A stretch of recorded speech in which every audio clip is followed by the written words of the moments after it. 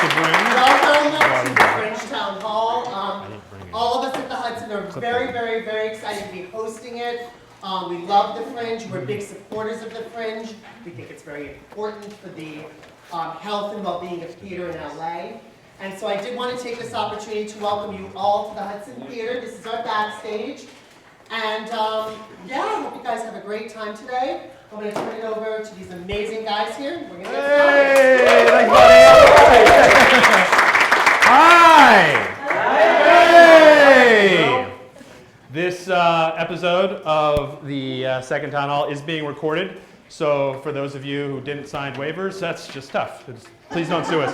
All right. Welcome, everyone. Thanks to Mike Aberson and everyone at the Hudson for allowing us to be here again. We will be back here, perhaps not in this particular space, for our third town hall, where we will cover other stuff that we're not covering today. So, let me just say, this is your official part. Who's a participant? Who's officially participating in a show? Okay, who is not participating in a show? Maybe that's a better, okay, pretty much, okay, there we go.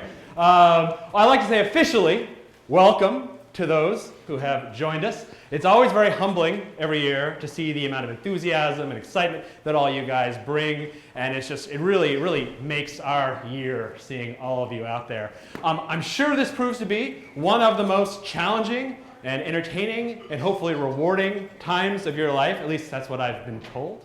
You have some challenges ahead of you, and of course, what is life but finding joy and working through those challenges? But we're here to give you all the information you need to help you succeed and to help you have a good time. Because one of the things we try to reinstate in theater, is something we forget, is that theater and dance and music and all these things and the arts are about play, right? They're about having fun. That's why we got into it in the first part, and that's really what we try to make Fringe like for all of you. Fringe has been referred to by some as theater summer camp. If so, I am your camp counselor for the day. And for others, obviously, it's something much more than summer camp. But there's sort of that sense of fun and community and timeliness. If you hearken back to the years where you did go to summer camp, hopefully you had a good experience. Unlike me, I spent most of the time burning stuff. I was a Boy Scout, that's what we do. Will be rewarding and wonderful. So, that's my little intro speech. Let's get into the nitty-gritty, because we have a lot to cover today. I will say the focus on today is on marketing and PR, getting people to come see your shows, obviously a pretty important part of the process. I'm going to rattle off a lot of stuff, and you're going to go, whoa. Hopefully you have something to write down with. But if you don't, do not fear, because available today at www.hollywoodfringe.org/participants is your participant guide. And everything that I'm going over today, most of that is there. So if you're like, what was that email address? What was that phone number? The answer is, it's at www.hollywoodfringe.org/participants, and that's where you might find it. All right, in addition to James, say hi, James. Hi, James. On the camera there, recording for Fringe TV, and we'll talk about Fringe TV later. We're also tweeting this on hashtag HFF14. And for those of you who haven't been already tweeting on HFF14, that is an important thing to know, because that's one of the things that introduces yourself to the social digital world. So if you don't know what the hell I'm talking about when I say hashtag HFF14, there are people who know, and they're probably sitting next to you, and I'm sure they're willing to help you how to use Twitter. Feel free to also tweet along and join the conversation. If I see you on laptops and I won't, or phones, it won't hurt my feelings that much. So feel free to do that and join in the conversation there as well. All right, after this event, we have another event. We have a mixer down at our friends, the Three Clubs. For those of 5 of you who don't know where the Three Clubs is, it's a pretty big bar during the year for theater types. It's at the corner of Santa Monica and Vine. It's actually on Vine on the northwest corner. There's a sign outside that said cocktails, and if you squint, you can actually see Three Clubs above it. For those of you who saw Swingers, it was that place that's dead anyway. If you remember that scene from Swingers. They're having a special for you people this early on a Sunday. They have a buy one, get one free. If you have your wristband, you go in, they will theoretically give you 2 tickets.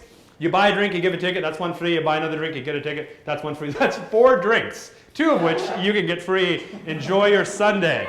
All right, that's all we have for intro, I think. Okay, good. We're going to rattle off some dates here, a couple announcements mixed into these dates.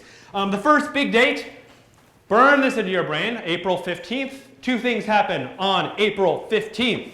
The first is your ads for the guide, the printed guide, are due. We'll talk about this later, but everyone gets a listing, everyone knows that in the guide. One thing you don't get in that listing, come on, man, turn off your phone. I kid. You're fine, it was confusing. One thing you do, you get a text-based listing. For those of you, somebody help her turn off.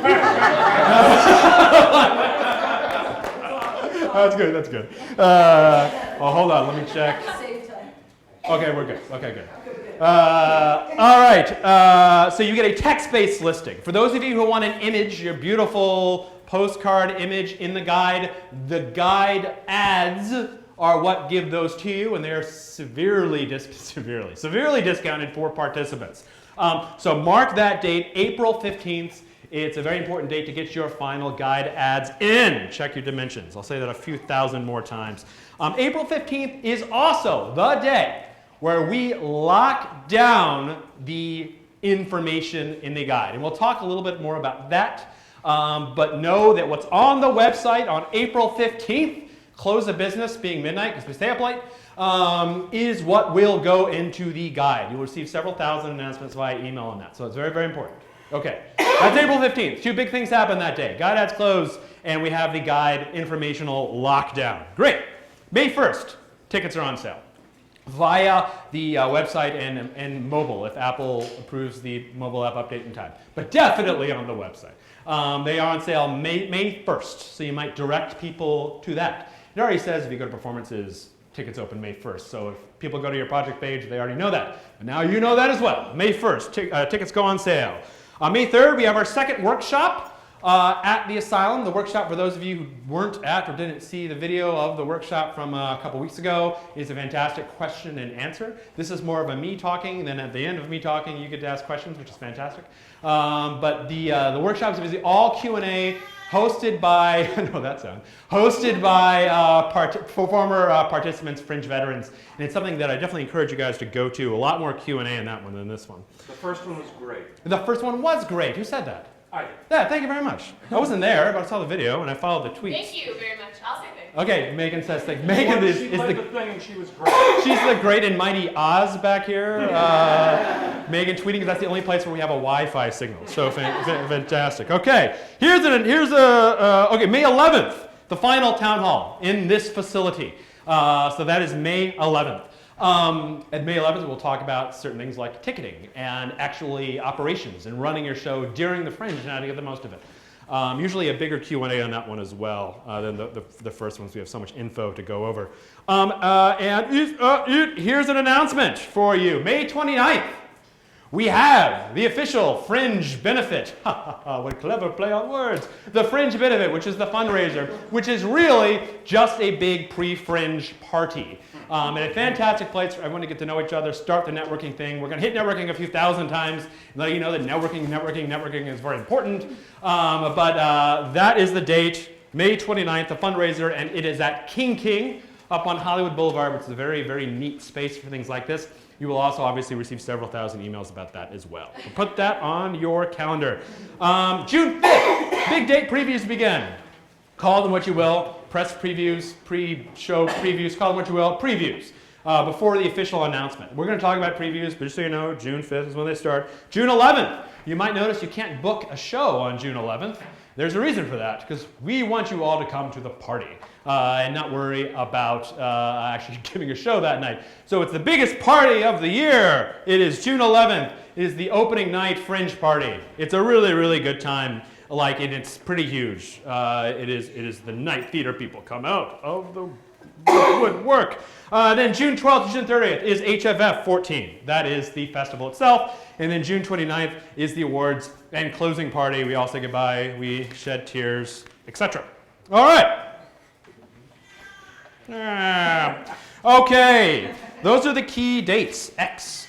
We're going to talk a little bit about festival marketing, what we do for you to get the name of the festival, the brand out there to people. I mentioned that I'm going to rattle through these messages because we talked a bit about them at the last town hall. Obviously, the printed guide, April 15th, guides locked down for printed guide. The printed guide is a really, really nice booklet about yay big that we put all over this area and we push out through our distribution channels. It's an important thing. It's a beautiful work of art. The website, obviously, we manage the website. We get circa 1 million hits in June, so the website is very big. So push those websites. You also all have short URLs you might have noticed. We'll touch on those later. hff14.org/your project number. Billboards. We have all sorts of billboards this year. We got digital billboards. Yeah? Yeah, we got digital, sure.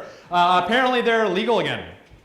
Not in City of Outside. Oh, okay, anyway, yeah, there will be non-City of LA digital billboards. Never thought I would defend billboards so much until we started buying them. And I'm like, what do you mean we can't have digital billboards? Should be digital billboards in every single hall. Anyway, the great thing about digital billboards is that we can ship it all around the city or the non-city. So it rotates all over the place.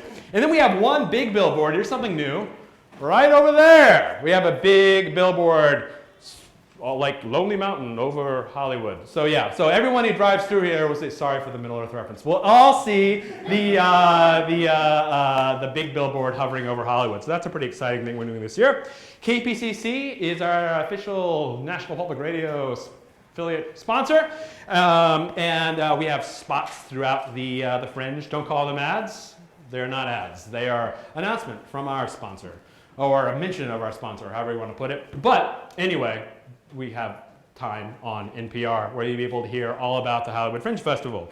Well, 25 seconds about the Hollywood Fringe Festival. LA Weekly, we're going to talk about this. We do this cool thing we've been doing for a few years where we use our awesome discount to buy big blocks of full pages on LA Weekly, and then for a very, very small amount, we sublease them to you for little blocks on your show. So this is an interesting little program we have. They're going to go on sale very, very soon, probably in the next couple weeks. Will allow you to purchase space in the LA Weekly on the big Fringe ad buy there. So that's some pretty exciting stuff. Social media, obviously we're pretty big on social media, Twitter and Facebook and etc. And we blast all over there. We work with our partners, some of which are here today. We'll announce them. And then during the Fringe, all sorts of other opportunities are thrown our way, and we use those as well to advertise all of your shows at once. What did I skip? Pole signs. Oh, right. And I skipped the new thing this year, which is pole signs. Everyone know what a pole sign is? You see them every day. You're driving down on the right, you see those little flaggy things? Those are pole signs. That's how LA people learn about everything. So we have them. Where are they exactly, Con? Hollywood, Silver Lake, and other parts of the city. In other parts of the city. We will be doubling down on pole signs every year. We have like more than doubled for next year. Triple. Okay, we've tripled our pole signs for 2015. It's the way it works. We reserve space for 2015. So moving forward, we hope to have, everyone else is going on at LACMA all the time because of this, for sure. So we hope to rival LACMA's blanketing of the city in about 15 years. All right. I mentioned participant packets. Very important for you to take a look at those as soon as possible. Read through it. Lots of good information in there. Again, hollywoodfringe.org/participants. Important stuff. All right. The next thing I was going to talk about were Fringe guide ads, but you've heard me talk about it, and I promised I'd talk about it again. April 15th, they're due. hollywoodfringe.org/market is where to buy them. So hollywoodfringe.org/market. It's all online. Due April 15th. Please, please, God, check your dimensions. Don't make us come after you. Please. It's this big thing. People give us these like polygon ads like make no sense. hollywoodfringe.org/market. /ads also works in case you forget market. But that's where they are on sale. hollywoodfringe.org/market. There's no bleed needed for those? It depends. Check each individual spec. Some do, some don't. Like full pages don't, but others do. Full page does, others don't. All right. The next thing I'm going to talk about is your guide listing. touched on this. I'm going to give you specifics now. April 15th is when your guide listing's locked down. We give you a convenient way to check what your guide listing would look like, or will look like, I should say. If you go to your project page, make sure you're logged in as an administrator, who is usually the primary contact, the person who created your project, although you can assign other people admin rights as well. Click on the admin tab, and then there is a guide proof tab there. And on that tab, you can see exactly what your listing will look like. I recommend that you look at it. You don't want to be crying on May 1st, or when you show up at the fundraiser and you get your guide. You do not want to be like weeping into it when you see that, like, oh, all my performances are wrong. There's obviously nothing we can do because we can't suddenly magic everything, all the guides to be fixed. You can fix your website listing anytime, but obviously due to the nature of reality and physical objects, once we print the thing, then it is printed. So check the guide proof tab. What does your guide listing include? I will tell you because I have it right here. Title of your show, shocking. The prices of your show, and they can be by performance or one global price. If all the prices for all your performances are the same, in the little subtitle it'll say $12. If you're being fancy and you have different prices for different performances, then it'll be listed by each performance. That's just how cool we are. Description. This is a 300 character description. Biggest question of Fringe. I put in 300 words. Why? Okay. There's a difference between a word and a character. The letter B is a character. The thing that flies around and stings you, B, is a word. So you have 300 characters. There are lots of places online. Type in character count in Google, and you'll be able to count that. So if you go and edit your project, you probably already did this, didn't know it. There's a short description or guide description field there. That is the information that goes into the guide, and by the way, onto the mobile app. That also powers that. So yes, that is your description that will go in. It's not the long description that you see on the website that can go on and on and on forever. It is the short description. There's not on the website unless you go to edit, and then you can see it, and that's where it is. The dates of your performances, obviously, because it'd be pretty dumb if those weren't there, including the venue and space, and it could be multiple venues. That's totally optional, and we'll list that as well, or a single venue. Let's talk a little what words mean here, because words mean different things in different contexts. In the Fringe context, we are currently in the Hudson Theater's venue, and we are in the backstage space. So that's the delineation between venue and space. Both venue and space are listed in your guide listing. Duration, same deal with prices. If all of your shows or the performances are the same duration, then in the subheading it'll say 45 minutes. And if you're fancy and different performances have different durations for whatever reason, then we'll list the durations by each performance, the individual specific durations. And then we include things called flags. I don't know, for lack of other things to call them. We have flashing lights, family friendly, and everyone's perennial favorite includes nudity. Some people will only see nude-based. No. I'm sure they exist, these people, but yes. So those things are included. And I would say be accurate. If your show is family friendly, we had a show. Oops, story. We had a show a couple years ago that marked itself as family friendly called Zombie as Uck. And we were seeing this, we wrote them, we're like, are you really family friendly? You're like, oh, I guess not. So yes, be honest about the family friendly because parents use that obviously for shows. And if you are family friendly, by all means list it because that's how some parents choose which shows to take their kids to. You will have angry parents storming out of the room with their children if there are, adult themes, as we say, in your show. And then age requirements. So make sure that's accurate as well. 18 above, 12 and above, 24 and above, 100 and above. We had a show called Life in the Middle Ages in 2011 that had a 30 and up age requirement, and they did turn you away if you were under the age of 30. It's what we call a little shtick, right? It's like it's our thing. And they actually made like news about it, and actually might have actually helped them in the end because it was an interesting little tidbit. But yeah, to the best of my knowledge, it's the only one that had a 30 and above age requirement. Most of them show how young you could be, in like 18 or 12 or 0 or etc. Okay, so make sure that's correct.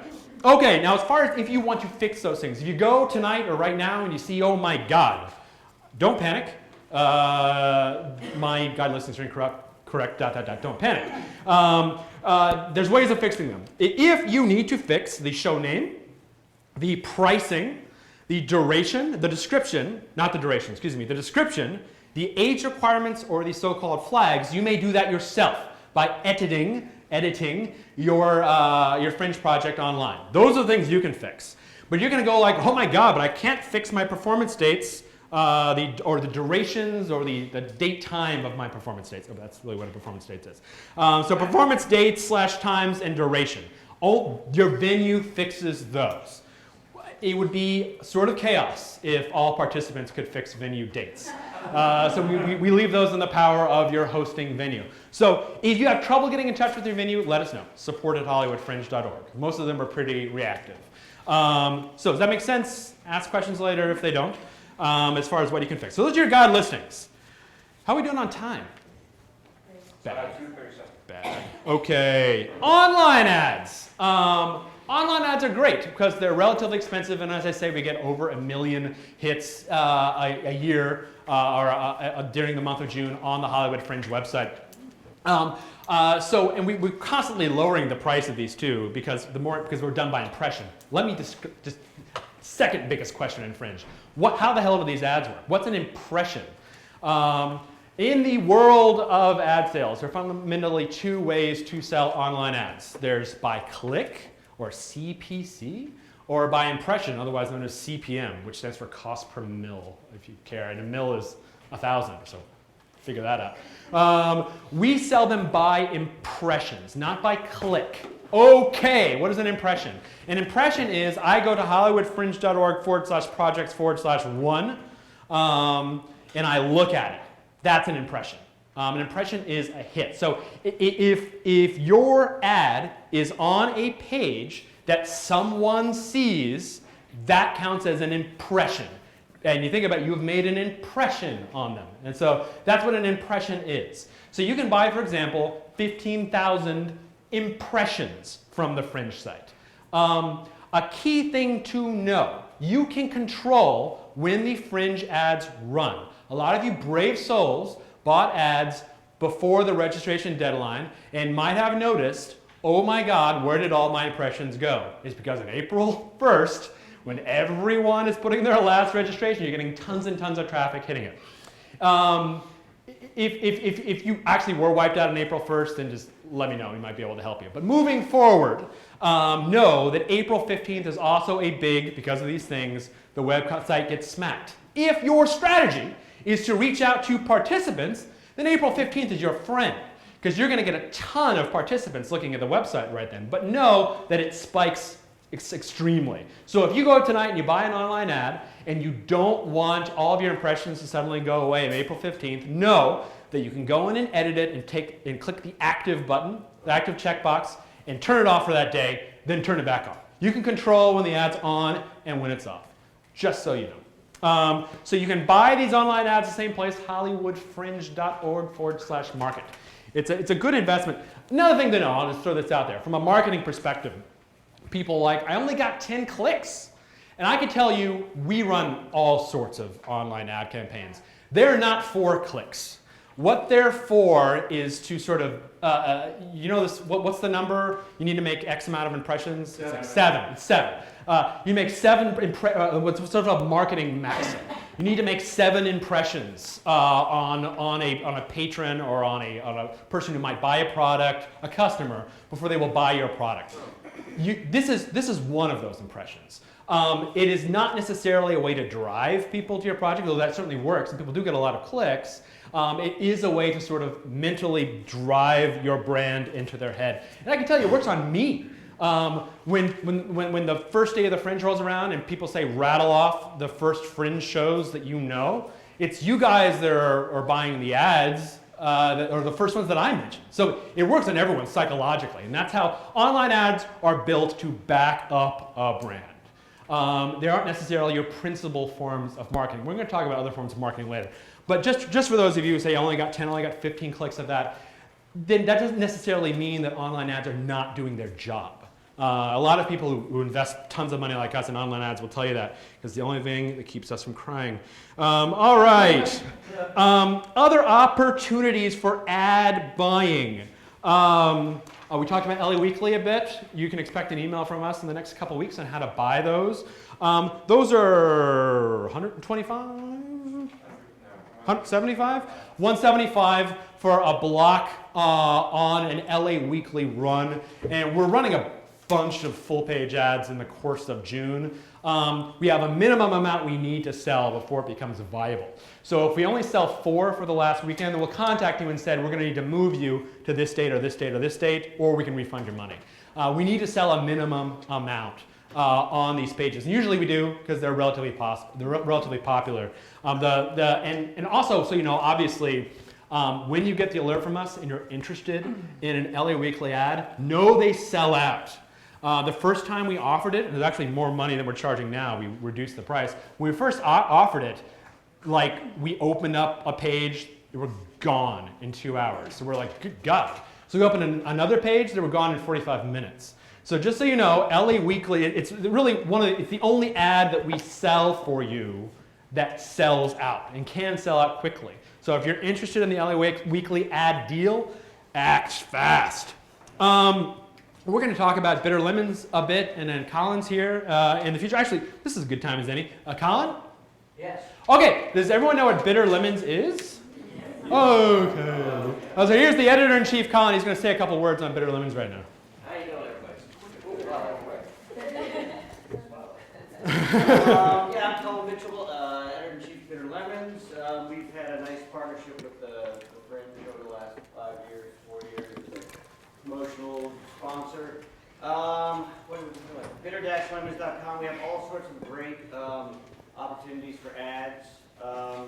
We also have the Fringe meter, which is kind of a partnership we have. We have our lemon meter on Bitter Lemons, and it's a Fringe meter, and it sort of tallies and aggregates the user reviews from the Fringe site. So it's a very cool sort of thing to see how the critical consensus is going.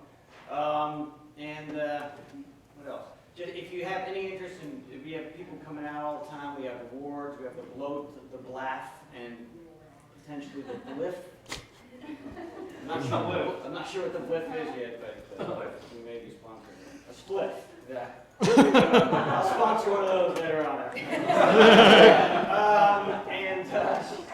So we have awards. We have lots of writing going on. We just have a great time at the Fringe. And if you want to know anything about ads, send us a message. Contact at bitter-lemons.com, and just put Fringe in the subject header, and we'll get around to it. Thanks. Thank you.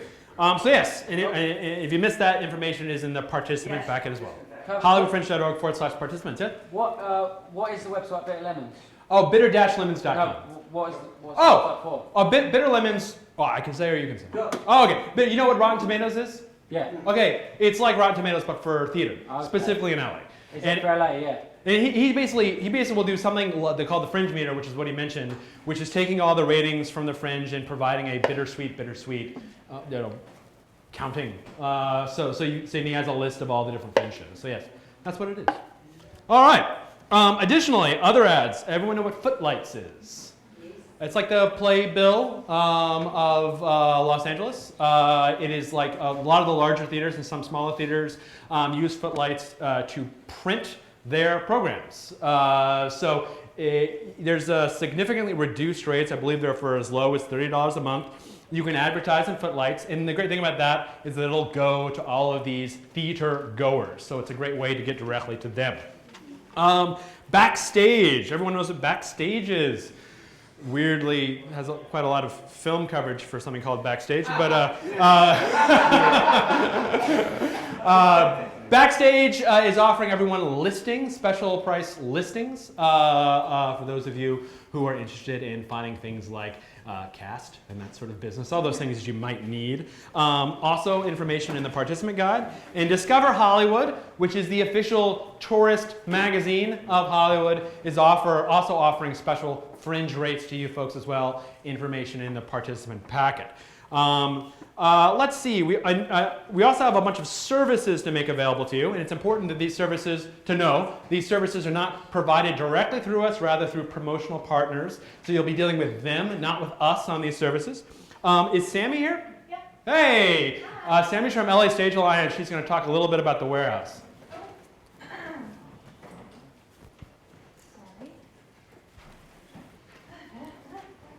Hi, everybody. My name is Sammy. I'm here representing LA Stage Alliance.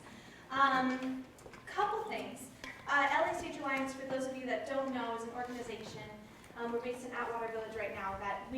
One of our goals is to promote community and help sponsor theater in LA.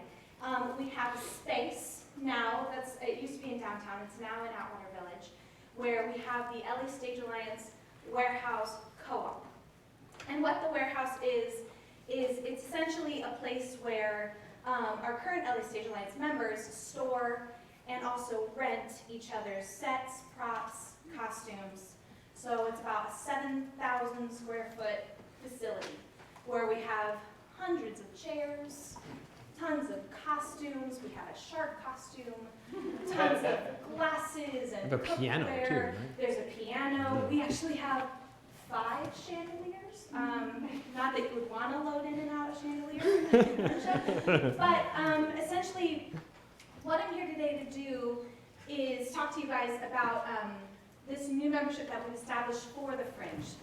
Because up until now, we've been around for about a year, and up until now, we've only been doing memberships for the warehouse for people that are part of LA Stage Alliance. But we're going to start for the Fringe this year, basically like a 1 to 2 month membership if you guys are interested in participating. If you'd like to join for the month that you're here, you're welcome to join and come and rent whatever you need. And we do tours all the time if you want to come and visit the warehouse. We also catalog pretty much everything online. So if you're just like, I'm just kind of curious, I just want to look and see what you guys have online, you can call LA Stage Alliance and they'll set you up with a temporary login. And you can check out the catalog that we have there. What else did I want to say? Oh, a couple other things that we have to offer. We have 2 rehearsal spaces in Atwater Village that are pretty cheap to rent compared to other places, and they're decent size. Maybe about a little bit smaller than this room, but we have 2 of them. So, and parking's easy and all that stuff. We also have our expendable shop. So if you guys need gaff tape, spike tape, flow tape, duvetine, muslin, if there's another kind of expendable that you're like, I really need this thing, but I don't know where to find it, you can call us. We have a relationship with Rose Brand. We can probably get that in for you at a competitive price. Let's see, what else? Yeah, so we're just here to be a resource for you all. I have flyers that sort of define exactly what the partnerships look like. If you guys have a theater in LA and you're here all the time, we do offer year-long memberships that are a little bit lower in the monthly price. So if you're interested in becoming a part of LA Stage Alliance and you want to join us for the whole year, we'd love to have you. Also, the other important difference between the year-long membership and this monthly Fringe membership is that the Fringe membership doesn't include storage. If you were going to come and join us for the year, you could store your stuff as well as rent out the stuff from the other theaters that are participating. But for Fringe, it's just rental. Some of the people that we have as partners right now, we have the Geffen, we have the Falcon Theater, we have Sacred Pool, Grimm Street, Theater of Note, Courage. We have a ton of great people that we're participating with, and it's a really great place to come and sort of network and yeah. Does anybody have any questions? I know I kind of rattled off fast. No? Yeah? Oh. Yeah, just, you mentioned the rehearsal space is Yeah. competitive price. What is that competitive price? I believe it's, I mean, you know. I want to say it's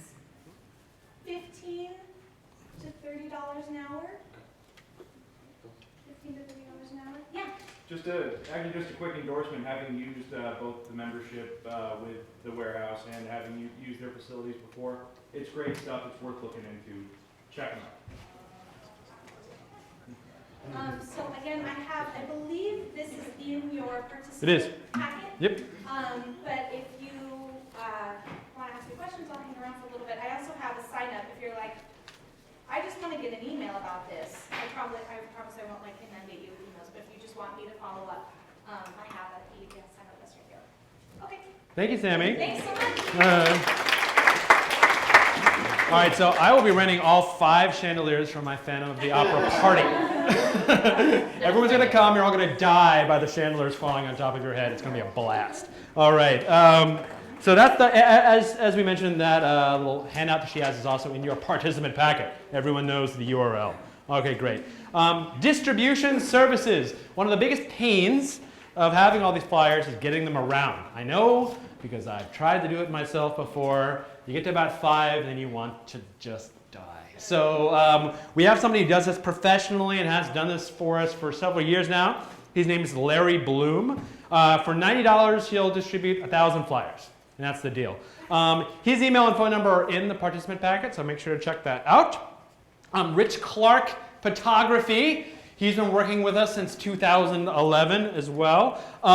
Rich is great, very, very fringe-friendly prices. For $75, he'll do a shoot of your show, meaning with a camera. For $75, he'll record and edit a sizzle reel for your show. Video is becoming much, much more prevalent amongst performing arts shows lately. And for $125, he will videotape your entire performance. So something to consider. Also be aware there are equity issues with videotaping performances, and just work with your union on that if you do have any union members in your casts or crew. Don't ask me equity questions because I am not the person to ask. So great, that's Rich Clark Photography. The LA Female Playwrights Initiative, or LAFPI, I'm just going to read this, is interested in partnering with shows written by female playwrights to arrange ad exchange and additional promotion. And there's contact information in your particular participant packet as well. So if you have a female playwright for your play, by all means contact them because it's some great promotion. For those of you who don't know Gadali Gubrick, he's been around in the Fringe since the beginning. He has a special deal. He will put together a website for you. Information also in your packet. GLAD, if your show has LGBTQ themes, then contact Jim Talbot at GLAD. He can give you some additional marketing through them. His contact information is in your participant packet. Great. Digital Theater Technologies, very, very stage-friendly technology rental company. They give you very, very reduced prices on electronics, etc. rentals. And the great thing about that is that they take a portion of the money they make off of that and they give it back to the Fringe as a donation. So that's a twofer right there. So by all means, Digital Theater Technologies. The Lemon Lounge as well. Cindy, do you want to talk for a second about the Lemon Lounge?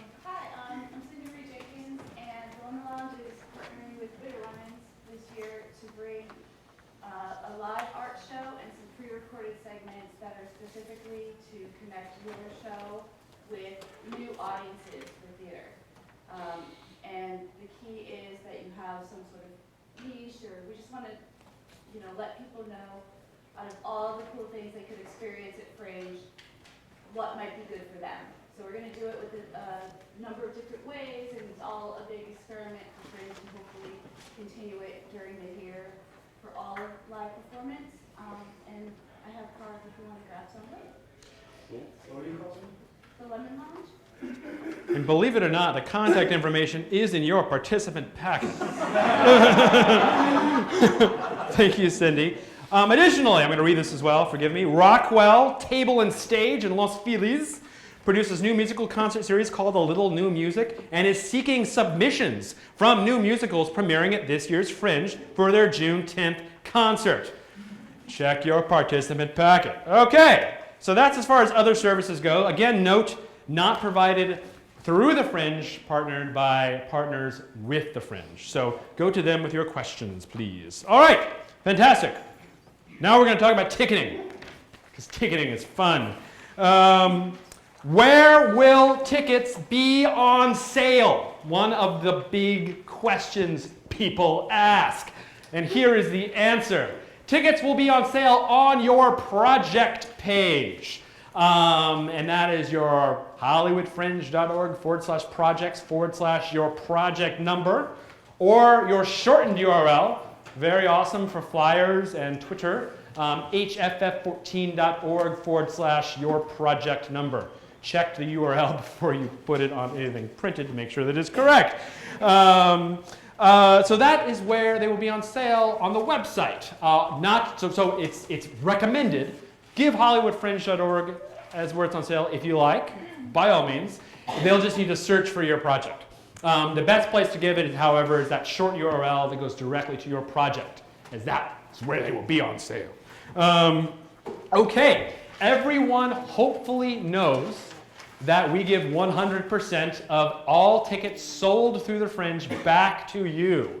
Hopefully everyone knows that. We do not take a rake, as it is called. There will be a service fee charged to patrons, ticket buyers, on top of your ticket price. And it's small. We try very hard to keep it small. It's $1.75 on average, unless you have $25 tickets. It's $1.75 per ticket. So if your ticket is on sale for $12 and someone wants to buy it through one of the Fringe methods, the total price to the customer will be $13.75. Something to keep in mind. It's small. Shop around. You will agree. And we give 100% of that back to us. Now, if they come to your venue and buy something at the door of your venue, then it is your responsibility to settle with your venue. We do not run venues anymore. Your venue runs your venue. So anything that is sold at the door is subject to your contract with the venue, because we never see that money to give it back to you. So important note, sold through the website, the mobile app, or the central Fringe box office, then we settle that 100% with you, normally 1 to 2 weeks after the Fringe is done. And then we'll talk about the settlement process next time. But if it's sold at the door of your venue, you need to work through your venue to get that money. So important point. All right. We talked about that. Okay. The so-called 50% rule. This is another one of those big questions. So I will try to be as clear as I possibly can. Some of you might want to sell a portion of your tickets on another ticketing agency's website. The common example is Gold Star. So let's say you want to sell some of your tickets on Gold Star. You may sell up to 50% of a given performance's total capacity on a second, third-party website. So let's say you have 100 tickets to sell on your June 12th show. 100 tickets to sell. You may sell a maximum of 50 of those tickets on Gold Star. The rest need to be sold through the Fringe, obviously until an hour or 2 hours before your show begins, in which case they're all released to the venue's box office. Does that make sense? Mm-hmm. Okay. You have no idea how many times I need to repeat myself in 2010. It was terrifying. All right. Ask questions. If you have any confusion on that, then ask questions later or send us an email. Okay. Some notes on discounted tickets. Everyone knows about the button, and if you don't know, I'm about to tell you. Buttons. All participants get one free button per show, and then additional buttons are at the discounted price of $3 each. Buttons, I don't know why I pronounce it so well, but they are things you wear. They're square. They have a design on them that says Hollywood Fringe. They are 1.5 inches square. They are sort of the thing that says I am a part of the Fringe Festival. What's nice about the button is that if you're walking down the road, you're walking down Santa Monica or Hollywood Boulevard or Sunset or La Brea or other roads, and you pass someone and see them with a button, you may go and talk to them. It's really nice. You may say, hey, I see you are seeing Fringe shows. What have you seen that's good? You can have a chat with them because you know that they're part of the Fringe community. That is the principal purpose of the button, is to create that sense of community. Additionally, buttons will get you certain discounts around town. We'll publish those for you, for Fringers. Once we have a, don't anyone ask about Fringe Central. Once we have a Fringe Central space selected, And where's Fringe Central? assuming once it's there, you have no idea how hard it is. Once we have this place, and once this theoretical bar is installed in Fringe Central, it will give you a discount on drinks, which is nice. Additionally, if you have a button, you get $1 off all tickets. Okay, we introduced this a couple years ago. And you say, Ben, why are you stealing from me? I thought that was against the Fringe policy. And I will tell you why it's actually good that I'm stealing from you. Because when we sell a button, we tell people that we don't get this money, keep in mind. When we sell the buttons to people, we keep that money. When we sell buttons to people, it basically encourages them to see more than one Fringe show because they feel like they, quote unquote, need to get their $5 worth. So they say, if I see 5 shows, it is basically paid for itself. So that actually works for you. One of the things we try to incorporate in all Fringe, I've talked about this quite a while, is something we call the Fringe effect, which means your theater company brings your audience, your dance company brings their audience. We get them into the system. They see these guides, they learn there's a larger festival happening around you, and then we start to see 1,000 points of light. We start to see anybody remember 1,000 points of light? We start to see cross-pollination between shows and audiences.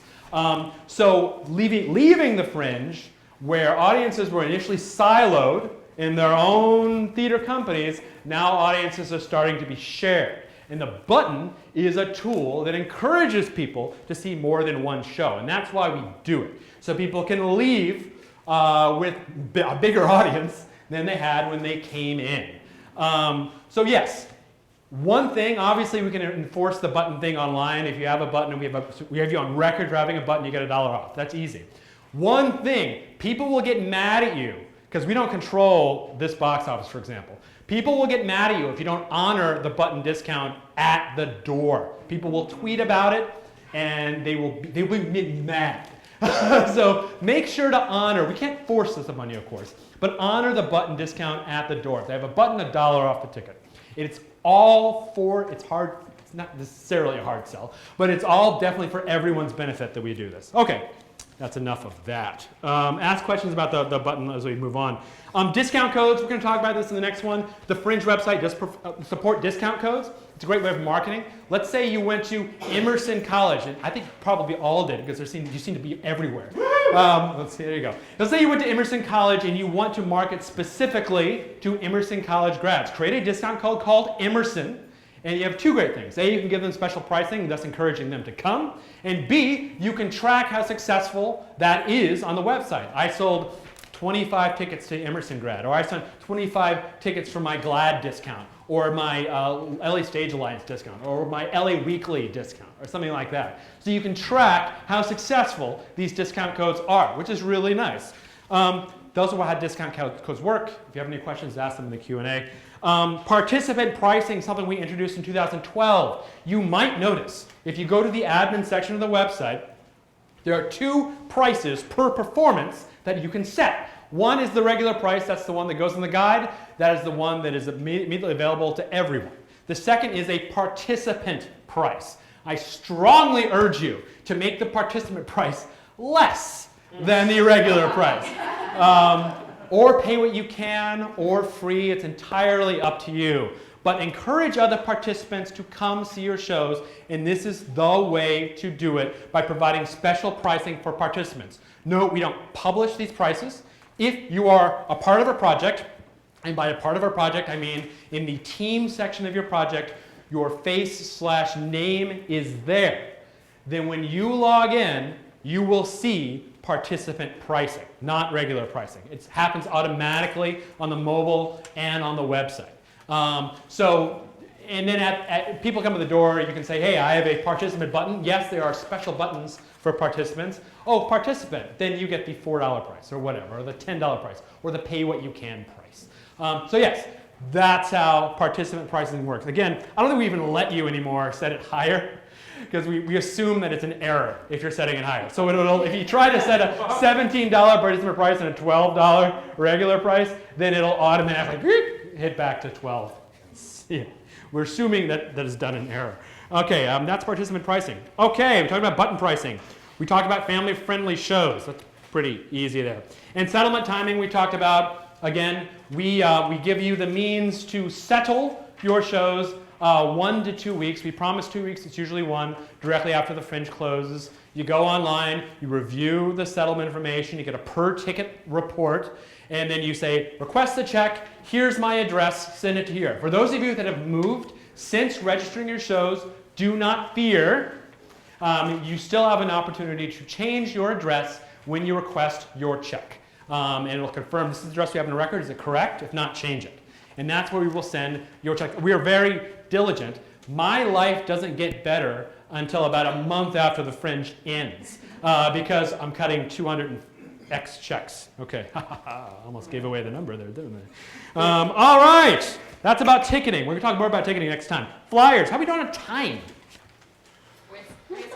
3:07. Okay, great. We started late, so that's why, clearly. Okay, flyers. We're going to talk about flyers. Everyone's most favorite subject. First of all, okay, guys, flyers are an environmental travesty, of course, but we still need them. It's a sad, sad time where we still need flyers. So, by all means, they're cheap. And if you check your, we're going to talk about a couple discounts here. If you check your participant packet, we list a couple of places that give you discounts on flyers. I'm going to talk about a couple flyers. These are all my opinions, but that doesn't mean that they're not good. First of all, be creative. Your image on the front page of the front of your flyer becomes the iconic image for your show. And as the guy who arranges the flyer table, one of the guys that arranges the flyer table on a multiple times a day basis, I'm staring at these damn things all day long, and they do burn into your brain. That is the image. So keep in mind that your brand for your show is very much informed by the image that you use on these flyers. So find creative people, find designers, borrow designers, try to put something clever together, something iconic for your show. It's tough. I know, having done a lot of these, that it's tough, but it's important that you have an iconic image. The nice thing is you only need one, because that one image can be used for all of your ads after that as well. It's an important thing. Be legible. My first show that I produced, I made the fabulous decision that on the reverse side to put the text in white on a gray background. No. Let me tell you what also is bad. White on a black background is also bad. You know what's good? Black on a white background. It is excellent. Or on like a light yellow background or something like that. Think about legibility. Don't make people do this when they're looking at your flyers, because they'll probably do that. And then we'll get mad at them for littering. But please make it as legible as possible. So that's something to keep in mind. Don't cry when you go to the printers. It's happened to me a couple times. Again, my opinion, I like text-light fronts and text-heavy backs. Because why? Because I'm going to be looking at this table with a lot of other postcards next to it. What's going to catch my eye? All that amazing text on the front? No, it's going to be that amazing image. It's going to make me do this. And then, you know what's coming next? This. Okay? So keep the front, as with your gorgeous image, this is again my opinion, as much as possible text light. Because you have all the space in the world for text on the back. Include, somewhere in there obviously, the what it is. The why see it? Because it's interesting, because here's what it's about, because it's relevant to you. It's about our times. And the where I might see it, performance dates, etc. Okay. For those of you that have been to these before, you know that I have two major pet peeves about flyers. One is, my God, make them two-sided. You cheapskates, make them two-sided. If I pick up and I see a blank one, I'm like, forget it. They couldn't pay the extra $5 to make it two-sided. Make it two-sided. You will not regret it. It's a tiny extra expense, and it's really, really important. And people will judge you. People will judge you if you make a one-sided flyer. And number 2, use card stock, please. Don't print 8.5. People do it every year. Don't print 8.5, inch like pieces of paper and then just pile them on. Because here's what happens: it gets hot, they bend, they're impossible to do, they're like weird to carry around and put in your pocket. Use cardstock. If you can't afford to get them professionally done, they're very, very cheap. If there's one marketing expense that you indulge yourself in, it should be flyers. But there are ways to produce cardstock at home as well. You can get the pre-perforated sheets and print them on there as well. You will find that you won't be saving that much money once you realize how expensive color printing is and the fact that they don't look as professional. So I would strongly suggest getting them professionally done, spending some time on the image, making them legible, making them high quality, include the what, why, and where, and by God, please, please, please use 2 sides. Okay, we're going to talk a little bit about flyer etiquette. I said this thing the first year, and it's sad, and it's still true, unfortunately. Flyering is fringing. Flyering. And that's not just dumping it on a table. It's having them on your person and exchange them like business cards with people. People do this. It's your theatrical business card. When you meet someone, say, hey, come see my show. What's your show? Oh, that looks really interesting. I'll come see that as well. Always carry them on you. Flyering is fringing. Some venues, ask permission, will allow you to hand out flyers to people leaving the venue. Ask permission. Very important in the flyering etiquette. Another big thing, and for those of you, I've told this story a lot before, and this guy's gonna be really embarrassed if he ever finds that I'm telling stories about him. I was up in the booth our first year in 2010, lurking as I do and watching a show without paying for a ticket, which is convenient for me. The show ended, and everyone's applauding, and a guy stands up in the audience and is like, ladies and gentlemen, please come to my show, which is playing down the road in 5 minutes. Like if I had a sniper rifle right then. I'm sure the producers of the show felt the same way. Don't hijack other people's audiences unless they weirdly give you permission to do so. So don't do that. I know that 99.9999% of you I don't need to tell this to, but ever since that, I'm like, I got to remind people of that every time. All right, one of these incredibly important things that this is very, very important. So if you take anything out of this flyering things, remember this. Your flyer must have the Hollywood Fringe logo somewhere on it. And I'm not just saying this to be an asshole. The reason we need it on there is because when you're in a Fringe venue, we only want Hollywood Fringe shows there. Because everyone in the world, it seems, wants to drop flyers on our table. But we're only promoting you guys, because that's what you paid us to do. We're only promoting you guys. So if we see a flyer without the Hollywood Fringe logo on it, unless we happen to know that it's a Hollywood Fringe show, we will recycle it, because we need to make room for those of you that are actually a part of the festival. And the only way we know, unless we just know, that it's not that it's a Hollywood Fringe show is if you have that logo. So very, very important. It's available at hollywoodfringe.org/branding.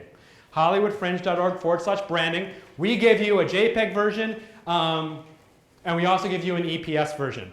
For your printer, nobody knows what EPS is, okay? It is a printing format. It's for desktop publishers. When you're working with a designer, give him or her the EPS version.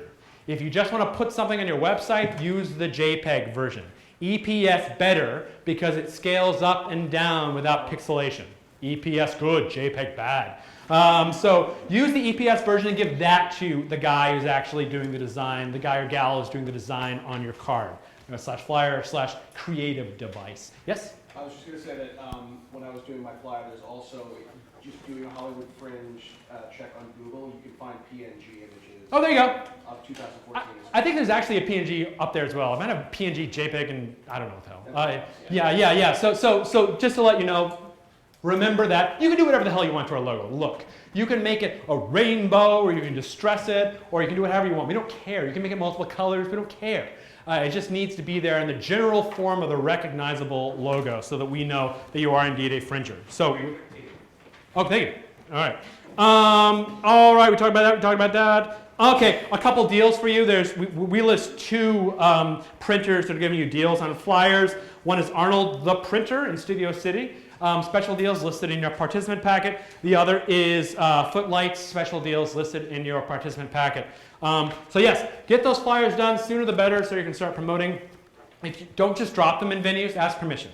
Some venues have different rules. Some venues are like, by all means, drop your flyer. Some venues will say, only shows at my venue can drop flyers.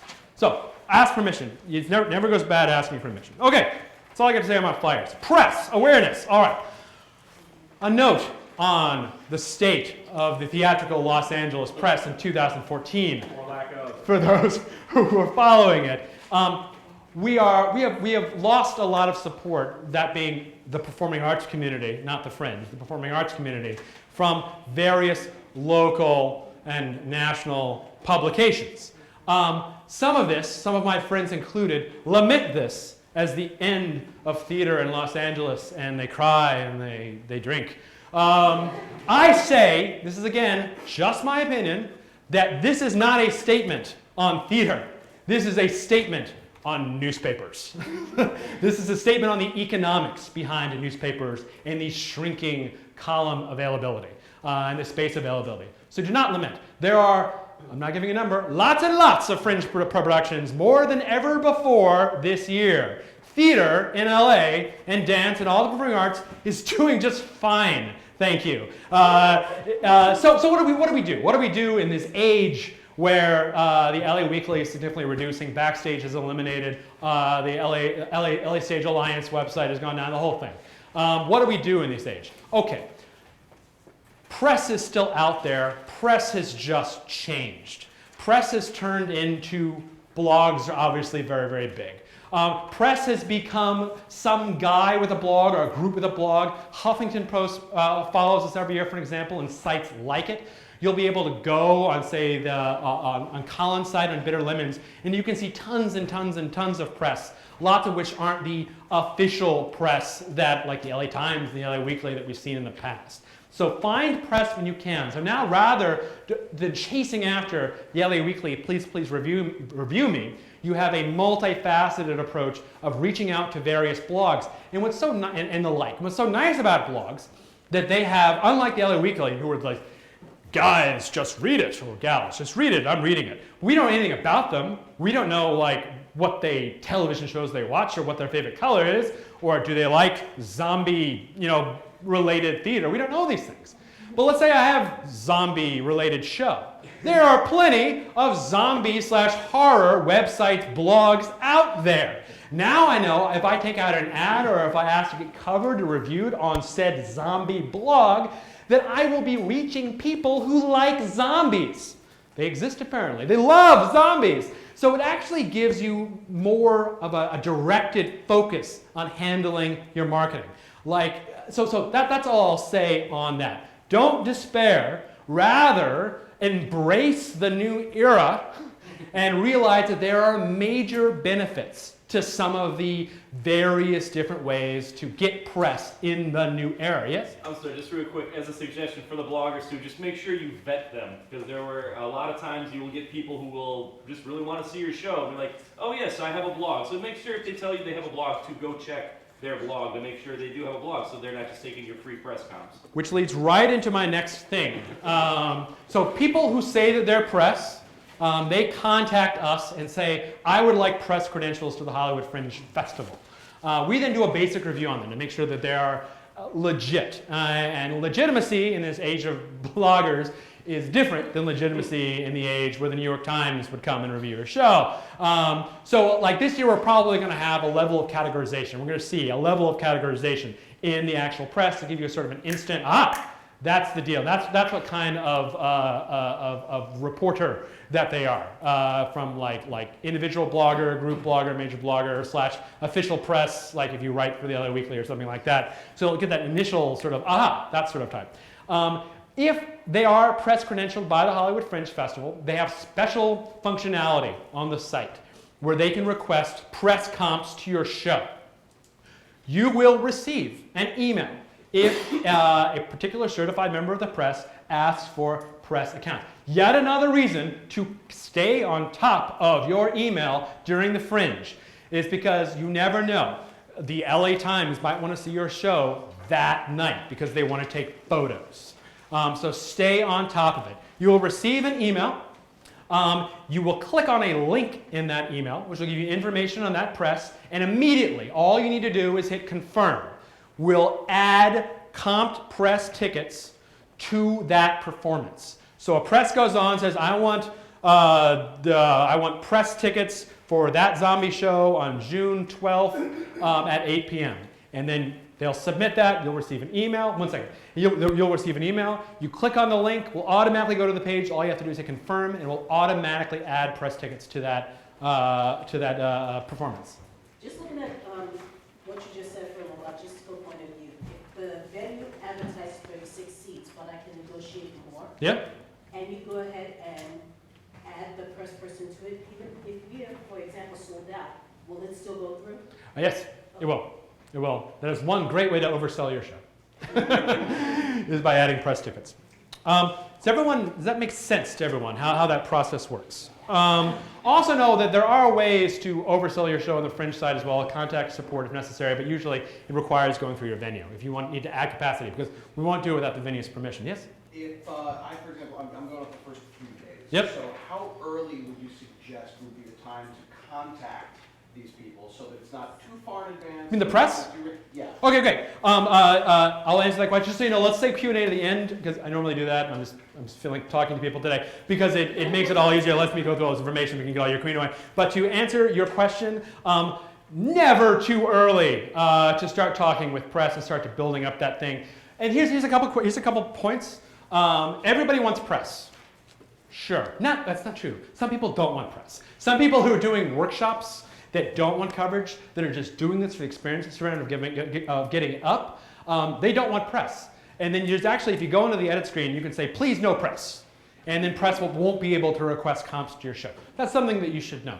We obviously can't stop them at the door for you, but at least they won't be able to request press comps on your site. But for those of you who want press, don't nag, don't bug, don't send the same email over and over and over again to Stephen Lee Morris. It will piss him off probably. You can be interesting, you can change things up. Just know that there are limits to a point when you start pissing the press off, and points when you are legitimately trying to tell them this is something that is worth coming and seeing and reviewing. And know this as well, this is obvious, but not everyone knows it. Not all reviews are good. And this goes for the press, and this also goes for all the other patrons that can review your show. Not all reviews are good. There is a certain amount of steeliness that we as performing artists need to accept that sometimes the reviews will be bad. Sometimes they'll be very, very bad. Depending on the certain press members of this town are very amusing to read.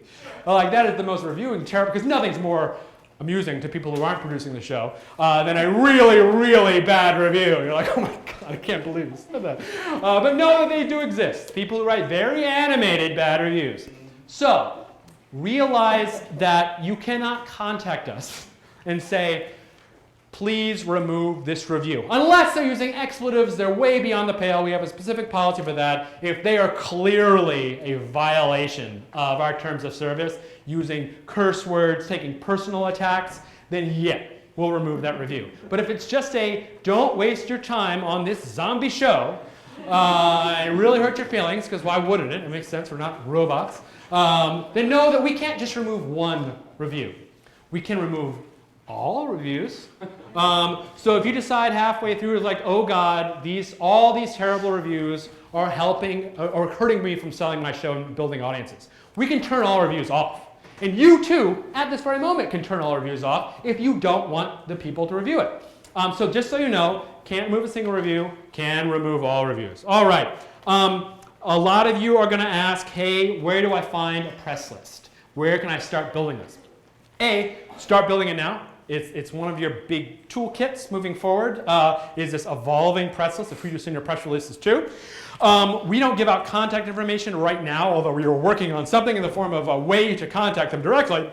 We can't give you Stephen Lee Morris's personal email address. unless you happen to have it. It's not particularly hard to find. What we can do, crap, it's one of those moments I forgot. Okay, we can, courtesy of Colin actually a couple years ago, he gave us a great list, not exhaustive, but a great list of where to start of publications to look at. If you go to hollywoodfringe.org/learn or click the About link at the top of the page and then click on an article called Press Awareness, we give you about 30 great media places to start. And they're sort of the big names in Los Angeles. And then look at the websites, figure out who to contact, find the press page, and contact them there. Additionally, on the press tab of your projects, you can post a press release. For those of you who have never written a press release, it's not that hard. There are over 1 billion examples out in the world of how to write a good press release. But if you want press, write a press release. There's a certain format that press releases work in, and you can check out that format. Write a press release and post it on the Hollywood Fringe website on that press tab. All press releases go together at the hollywoodfringe.org/press URL, and the press can go there and they can sort of scroll through and filter all the press releases that you write. Some major reviewers will only see your show if you have a press release posted on the Hollywood Fringe website, because it helps them. So that's one way to get your press release out there, but don't stop there. Send it out beyond there. Quick tip, don't attach it to an email. No. Don't make them do one extra step of clicking on a PDF. Include it in the body of your email. Rookie mistake, because you'll send it out, they won't click on it. Include your press releases in the body of your email. Okay, that's what we got for presses now. As far as previews go, you can book them. They start January 5th, they end, right? That's what I meant. June 5th, they're already started. They start June 5th and they end June 10th. Your goal with your previews is to pack the house by any means necessary. Encourage people in your curtain speeches and your post-show speeches to write reviews. Invite friends, families, acquaintances, work people. Lower your prices, do free tickets, pay what you can tickets. Get people into your previews because that'll start the buzz. A lot of this is about generating the buzz. The buzz is a very, very real thing. If there's certain people in the Fringe world that see a lot of shows, like 60, 70 shows. These people talk, and they talk a lot. Find these people. This is where networking takes place. Go to the Fringe benefit. Go to the opening night party. Go to the mixer today. Talk to these people. Talk to people. Meet people. Give them your cards if you have them. This is my show. This is what I've got going. Because very early on, everyone's asking everyone in the community, so what's good? What's good? What's good? What's good? What's good? Oh, I saw that? That's really, really good. You've got to see that. And it starts early. So get it out there. Get people into your preview shows. If you have shows early in the run versus late in the run, if you listen to what I said about spacing out your performances, so you have like throughout the whole month if you can. Like attendance goes like this for us. That little bitty show that opened with 5 people in its house, but really loud 5 people, they're like, oh my God, where the hell have these people come from? Those people are selling out at the end because there is a buzz and people learn about them. So very, very important. Establish that buzz. Get your show out there. Thanks. Okay, we're nearing the end, I promise. Okay, so that's press and buzz. Very, very important. And that's also networking. Okay, Fringe TV. Another thing that we run. Fringe TV, we're actually being recorded for Fringe TV right now. Fringe TV is episodic coverage of the festival that we run. How can you be involved? Well, we will interview you, your production staff, wherever we want to bring, for Fringe TV. The interviews are currently scheduled for May 29th through the 31st from 1 to 5 p.m. Locations to be determined. Slots are limited. And if you want to be included as an interviewee on Fringe TV, which you do because it's absolutely no cost to you, contact Stacey Jones at hollywoodfringe.org, believe it or not, also in your participant packet, and say, I would like to set up an interview for Fringe TV, and you will be included. Unlike last year, where I think it was really clever, we sort of took little bits and we sort of put them through each of the episodes. This year, we're going to provide you with your full interview, raw and uncut, up on, I'm misspeaking, am I? No, good. On a YouTube page. So you will actually have this interview that we will promote through our social networks, and then also you can promote through your social networks. Is your interview with the Hollywood Fringe TV. So that's Fringe TV. Check out your participant packet for more info. The two last things I have, social networking. Back in the bygone days of 2010, I would say, have you guys heard of this thing called Facebook pages? Oh my God. And then it was like, you must have a Facebook page. Why don't you have a Facebook page? And now it's like, oh, Facebook pages, because it's sort of broken, isn't it? Okay, let me talk about Facebook pages. It used to be that when someone liked your Facebook page, or someone followed your Facebook page, or whatever verb that they keep changing, your Facebook page, and you posted on it, all of those followers would get a post in their feed. Makes sense, doesn't it? Well, Facebook changed the way they do that. We have 6,000 plus likes, followers on our Facebook page. If I post something without promoting it being keywords for paying Mark Zuckerberg, we get 100 views. Seriously, out of 6,000. But if I throw $5 behind it, now we get 2,000. And that's just the way it is now. It was sort of the classic bait and switch from Facebook's perspective. Get followers, they will love you, be able to keep them forever. Oh, right, if you want to reach them, you have to pay now. Okay, there are positive parts to this, actually. So let's not all go crazy and go chasing, like storming the Facebook headquarters. Because now, if you throw a couple bucks behind promoting your Facebook posts, you are no longer now like one of 1,000 likes that are showing in people's feeds. You are now one of a very, very few. It's a great way to make it stand out. We only do online ad buys on Twitter/Facebook now. That's all we do. Because we throw like whatever, $4,000, $5,000 behind promoting online ads on Facebook. And every time we post, we promote. Post, promote, post, promote, post, promote. And it very cost depending on how many followers you have. If you have 150 followers, it's cheap as nothing to promote your posts.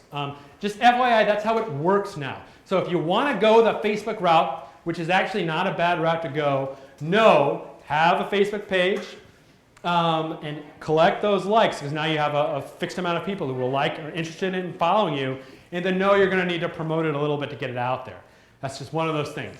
On Twitter, check out Twitter ads, it's a whole different beast. But HFF14, on the hashtag HFF14, that's how we say is the best way to communicate with other Fringers. What a lot of people do, don't do this, is they'll go to every participant and like spam them individually via the site. It pisses people off. Don't do that. People are going to do it anyway. You're going to get emails from your messaging system of the Hollywood Fringe website saying, come see my show, come see my show, come see my show. Don't do that. We don't allow participants to basically blast everyone, because then it'd be a non-stop spam parade. What we do say, all participants follow Twitter on the HFF14 hashtag. That is the endorsed way of getting in touch with everyone. So we all get around this, then it's free and doesn't piss people off. So HFF14 on Twitter. We've been having Twitter chats on said HFF14 hashtag. The next one is tomorrow, Monday, before the LA Weekly Awards, April 7th. This is an afternoon one between 1 and 2 PDT, 1 and 2 p.m. PDT. We have them at night, we have them in the afternoon, we switch it up depending on what people's schedules are. Tomorrow's between 1 and 2. And it's basically getting on, hashtagging HFF14, saying, hi, I am Ben, here is my show. It's moderated by the Hollywood Fringe Twitter account, and they will sort of be asking general questions that everyone replies to. And that's how the Twitter chats work. It's a good way, again, it's one of those 7 things, of getting your show into people's heads. Okay, the last thing I have to create a show blog too. That's great, blogs for fun. If you're interested in like posting sort of the development of your show. The last thing I have to talk about is sponsored awards. For the few of you that might want to sponsor an award, that is, if you are an incorporated organization, that is, if you have LLC, Inc., etc., after the legal name of your name and you're a company, you may sponsor an award. Information, if you actually go to hollywoodfringe.org/learn or click the About tab, sponsoring an award, all that's there. You can now submit online.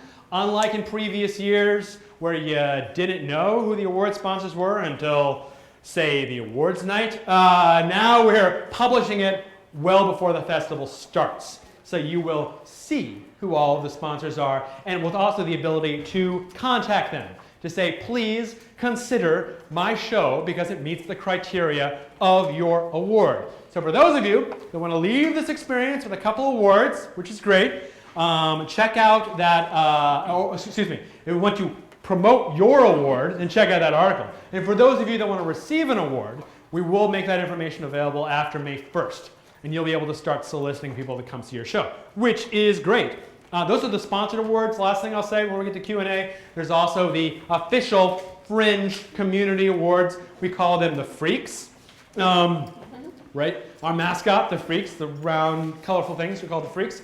The way that works is that everyone in the community gets to vote on their favorite show by category, Best International, Top of the Fringe, and World Premiere. It's in World Premiere. Everyone gets to vote on that.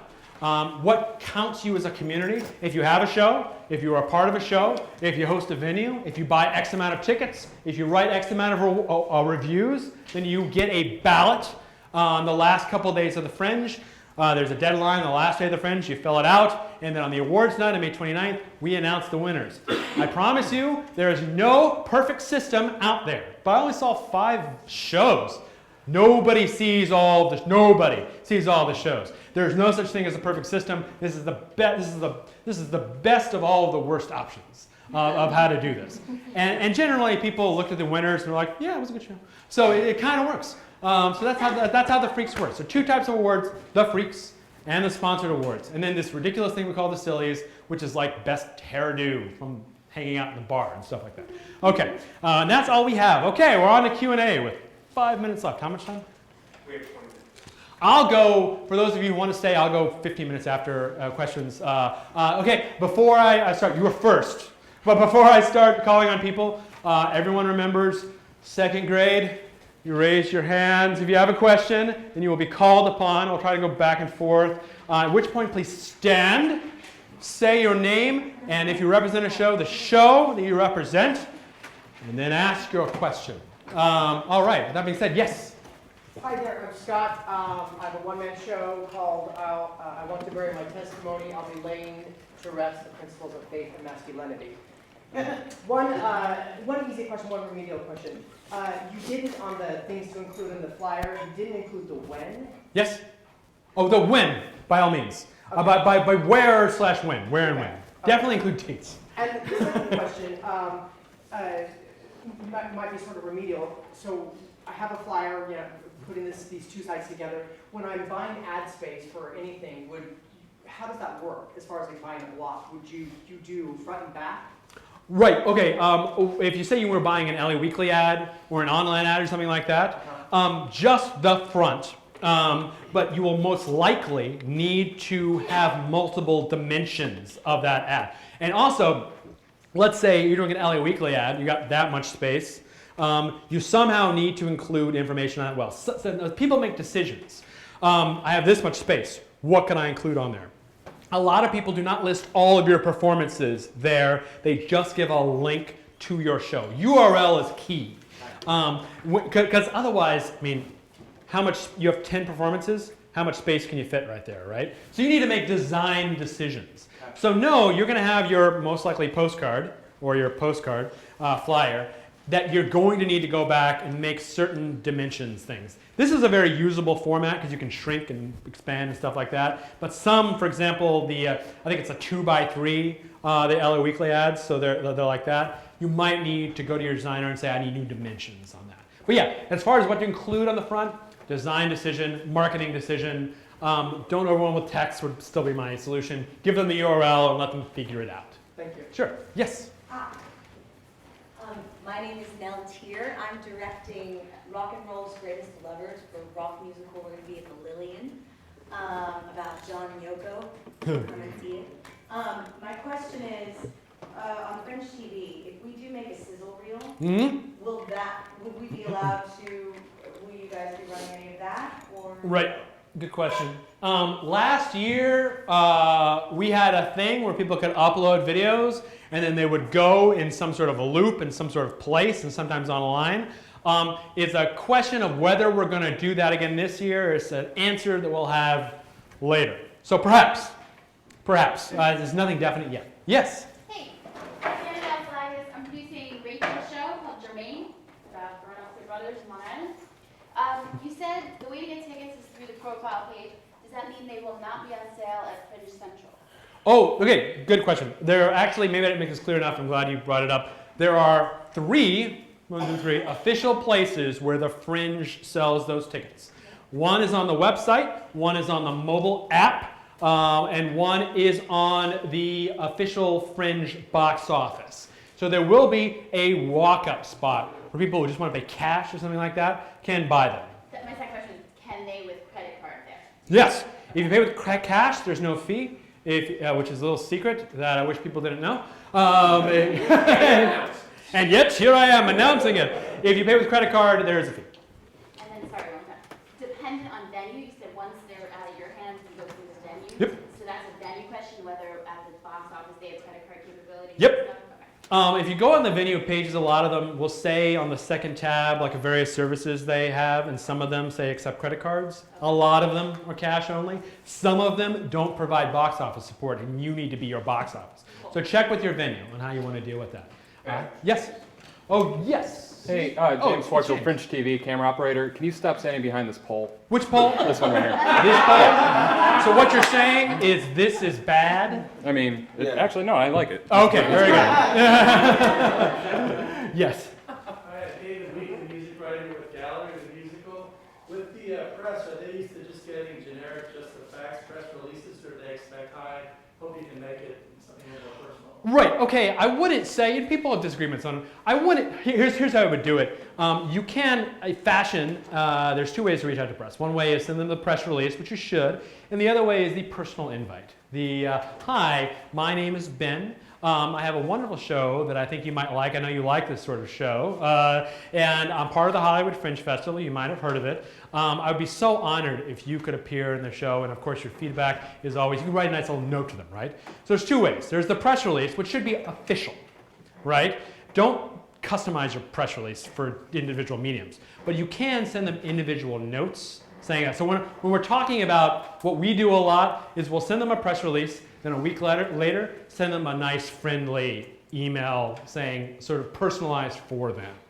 So yeah, but as far as your press release, official language, not personalized language. Yes? Yes, I'm James Savatno. I'm producing Natasha Astuto's world premiere of the English version of The Last Train, The Journey of Tron, at SCOP. I want to know, you said the LA Female Playwrights Association. Is there a contact person there that I can reach? Yes, there is. It's LAFPI initiative, and the contact info is in your participant packet. Okay. So HollywoodFringe.org/participants. And the second question would be, with regard to the Fringe TV, can we have the entire cast, and there's only 4 of us here, a part of that interview? Go for it. Yeah. Realize that there's only so much space the camera can capture at once, but we've had one. We've also had like 6 or 7 people behind the camera as well. And the time limitation is what, about 5 minutes, you said? It's about 5 minutes. About 5 minutes. Okay. Great. Thank you. Yes. Hello everyone, my name's Lee Turnbull. I'm writing and directing a play called Love Is at the Complex. It's about a lady's quest to find out what love is to her. I heard you mention the international play. Yes. What constitutes an international play? Aha! I live here, but Right. is my play an international play? You're from UK? London, yeah. What color is your passport? I was British, yeah, I'm British. Okay, well then, yeah. It's based on the color of the passport of the producer. Okay, so I've got a green card, but... Right, but if you're the producer of the show and you have a red passport Yeah. and not a blue passport, then you're international. Right, So yeah. And then it's also with the playwright, right? If the playwright's international. Sure. Well, actually, no, I would not say the producer, because the playwright could be Harold Pinter, right? I mean, who's international. Yeah, okay. So it's the producer, yeah. It's the producer. Okay, thank you. And is there any benefits to kind of putting your show out there as an international piece? I mean, Yeah, cachet. What did you say? Cachet. A lot of people say, "Ooh, it's an international show." I'm channeling my Eddie Izzard there for a moment. But yeah, absolutely. Like there's cachet in saying you're an international show. People want to see international shows. But yeah. Once we have probably not this year, but eventually, once our international contingent is larger, we will say you need to cross a border to produce here, to be that. But right now, we're basing it on the color of your passport. Great. Let's go over here for a second. Yes. Hey, Damien Labarra, actor, writer, Jennifer here, boss, the Untold Tony Danza story. All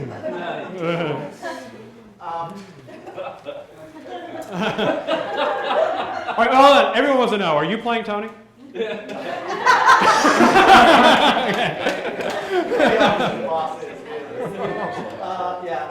You mentioned the flyers, and I just have a question.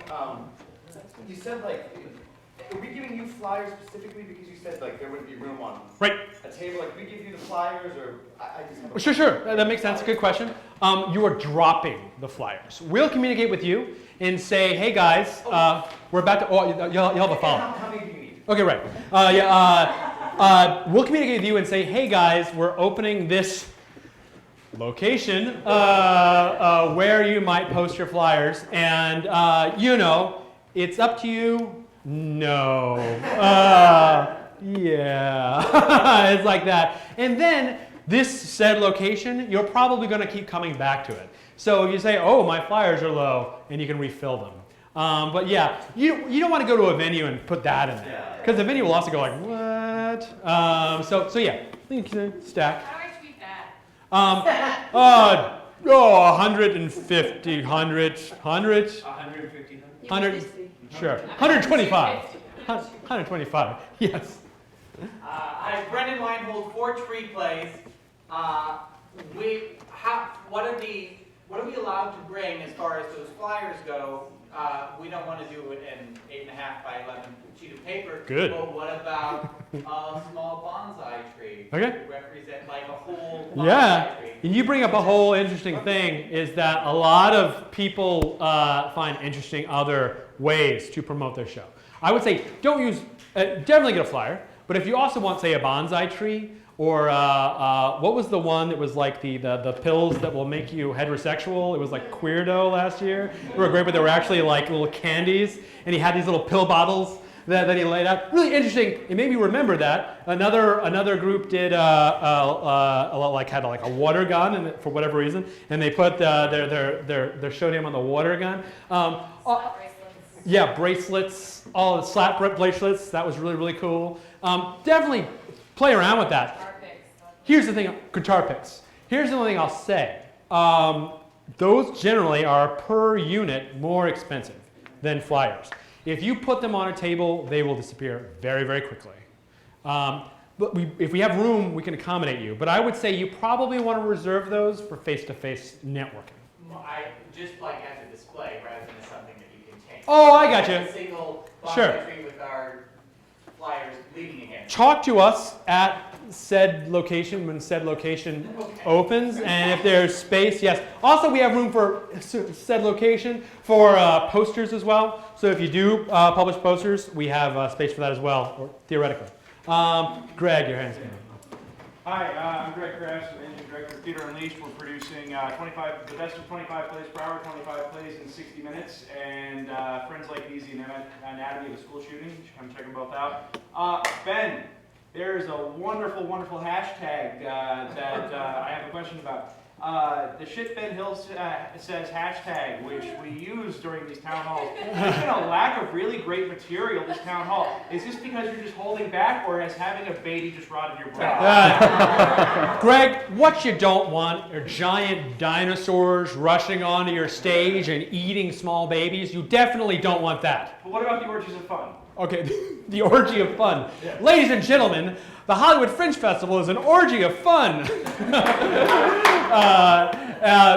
Maybe I'm just lost all sense of creativity. Well, McKeever and the was baby. tweeting at me saying that you're holding back, obviously. And that Where the hell is that guy? Okay, I'll think of something outrageous to say by the end. Okay. Thank you. I haven't said anything outrageous yet? Not really, no. Oh, I haven't done my Jennifer Lopez voice this time or anything. Okay, yes. Hi, I'm Danny Alfaro. I'm doing a one-person show called Opera, Artist Love Story, and it's kind of a musical, it's not an opera. I had a question. Okay, so and it's at the New Collective, which is right past the complex down the street. And I have 5 shows scheduled for the last 2 weekends. Yep. 21st, 29th. Yep. That area. I have nothing scheduled yet for the 14th, and I have not dealt with previews yet. Right. Is it important to have the dates of the previews by the 15th?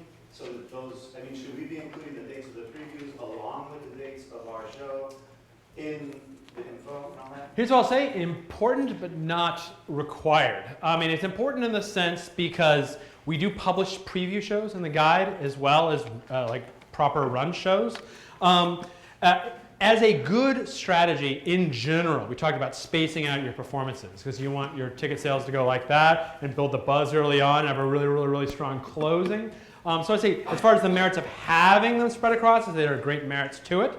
As far as having the merits of April 15th, it's always up to you. Keep in mind that the website will be updated as it happens, but the printed guide will be locked as of April 15th. So it's really up to you how much you see the printed guide, how much you see that as an avenue for helping you sell tickets. So if we want, though, we can have the previews dates in the printed guide? You can, absolutely. Yes. Yes, that's a good question, too. So it's really up to you. And using the guide as a marketing tool, yes. Hi, I'm Fiona Lakeland. I'm the writer and one of the actors in Can't Take My Eyes Off of You, which is going to be at Theater of Note. I'm wondering, last year we had sort of a lot of luck with Pay What You Can. I'm wondering if it makes sense to do a full run as Pay What You Can, or if that is just sort of like psychotic. No, it's not psychotic. It's an interesting experiment. It's an interesting experiment because, right, if you give people Pay What You Can, will your houses be more full and compensate for any money that you would otherwise had if you charged $12 a ticket? Interesting, sociology experiment on what it works. It's completely up to you, and it depends on the circumstances of your user base, of your patron base, and the timing and the marketing you do. If you make a big deal about being Pay What You Can, then technically you will have more people in the house, and you'll have more exposure for future runs, and maybe the differential between having more people and if you had a fixed price will make up or exceed the amount if you had a full price. It's a totally, there's no one answer, right? It's all based on marketing strategy. And keep in mind, I would recommend doing this, but you can change prices mid-run. Of course, you can't magic the guide to suddenly change prices, but you have the power to change prices mid-run. So it's something you might want to experiment with. Obviously, the guide has a certain lockdown aspect. There's no real one answer to the question. Yeah, last year we did like $10, and then halfway through the run we were like, fuck this, let's just open the gates. And all of a sudden, like, we started selling the seats. Right. So. I mean, that's the thing. Pay What You Can is an excellent marketing tactic. You could compromise and say Pay What You Can for just participants. And you can also create a Pay What You Can discount code. Greg? You can create a Pay What You Can discount code. Greg Crafts for that. Yes. So you can say if you use this discount code, you automatically get Pay What You Can. So without actually changing your published prices, you can make a big deal about that discount code if you want to change horses midstream and go Pay What You Can. So yeah, absolutely. We're going to get to everyone, I promise. But yes, right? You're right. It's you. Yeah. Sean Boring, writer director for Film Wars, which is going to be at the Actors Company. Yep. Just follow up on the flyer question. From a distribution standpoint, Yep. like, what's the best practice as far as like percentage of, at the hub Right. to be, Right. Again, I mean, there's no official answer. I would say look at your budget, how much can you afford to distribute, and put together an actual strategy. A lot of people don't do that, right? They just say, I'm going to print 10,000. The smart producers say, I'm going to put this much here, there's this many venues, I'm going to try to get them there. I know these coffee shops where people, or these bookstores where people attend my show. People who attend my show might like this sort of thing, or comic book stores if you have like a superhero theme, stuff like that. And you think about that, then I'm going to have 2,500 extra, and I'm just going to use that for passing out and like opportunities as they come. It's really up to you.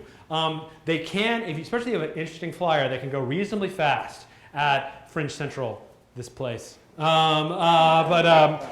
keep that in mind. There's no one answer, but the one answer that I will give you is that obviously that's something you should be thinking about. Does that make sense? Yes?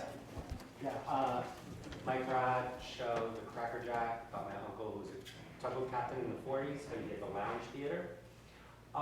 Question about, is there a way to find out, I know you said sometimes you might be able to market together with other one-person shows, but I was thinking of, if I'm at the Lounge Theater, to find a list of all the lounge without, to get their information, because the Lounge Theater might not give me everything what I need, so that I can piggyback, like, I'll help do tickets for your show if you do my show.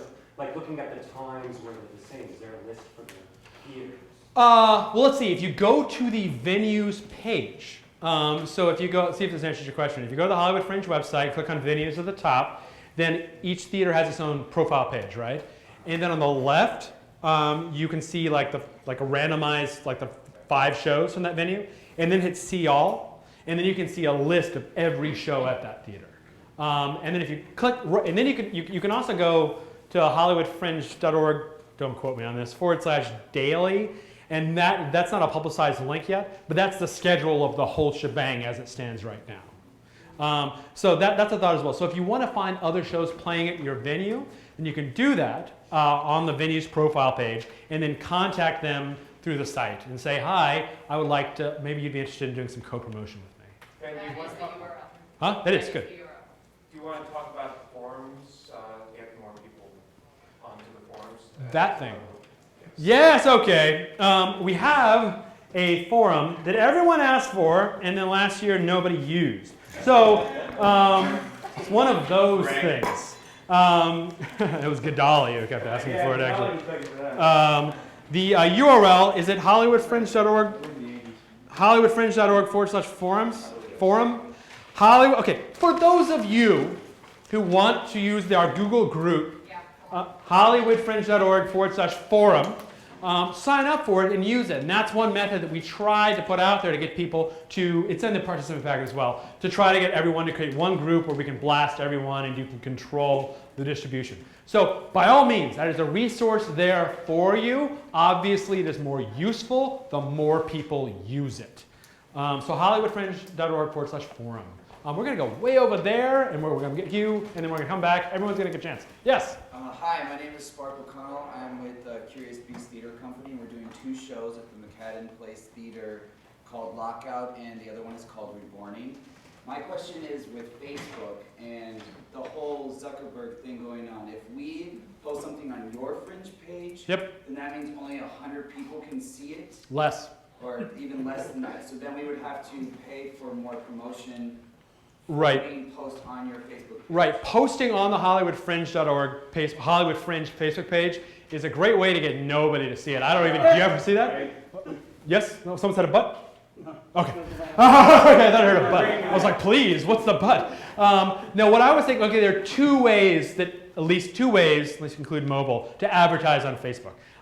The first way is to create a Facebook page, collect likes on that page, and then post on that page with what they call a boost.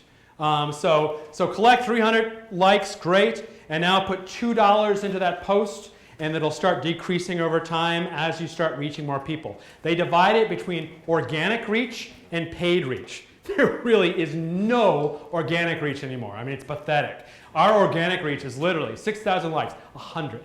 Wow. That's organic reach. It used to be much better. Even while this, it keeps getting worse and worse, progressively worse. But paid reach is when you boost it. The second way is to take a traditional ad. So go to facebook.com/ads, I think.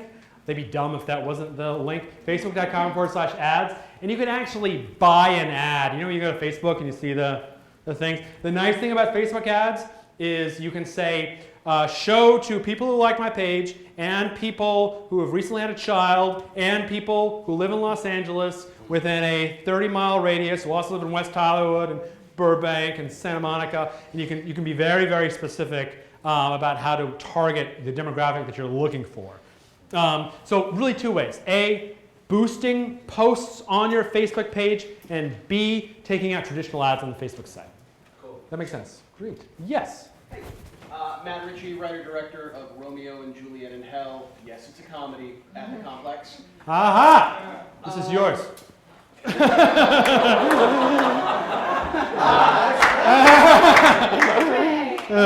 you, I'm out. That's it. Back to the postcards again, and I recognize that there's not an actual real answer to this, but if your show has shows spread out over the course of the entire Fringe, say every weekend or so, as far as the number of, say, postcards that you want to order ahead of time, so that you're not stuck towards the end of the Fringe going, yeah, I don't have any number yet. Right. Is there, having never done this before, is there like a general, like, okay, here's what usually works for the run of an entire month? I'll say that's an excellent workshop question. So people who've done this before, Greg, how many do you we do between 1,000 and 2,000. 1,000, 2,000? Anybody else?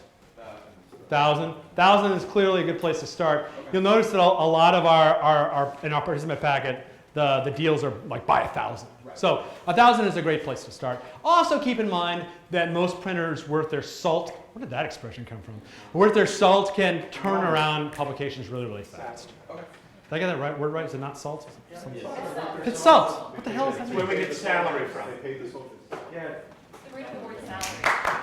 You learn something every day. They paid soldiers in salt? Yep. That's how they kept the food fresh when they were on long marches. It was 100. Okay, guys. It's 4:02. We started late, so I'll stick around. If you need to go, by all means go. But I'm going to keep answering questions for another 10 minutes or so. So, yes. My name's John. John White. I'm director producing the Best of Craigslist Live, which is here, crazy, act before Craigslist. Pay no attention to all of them leaving. My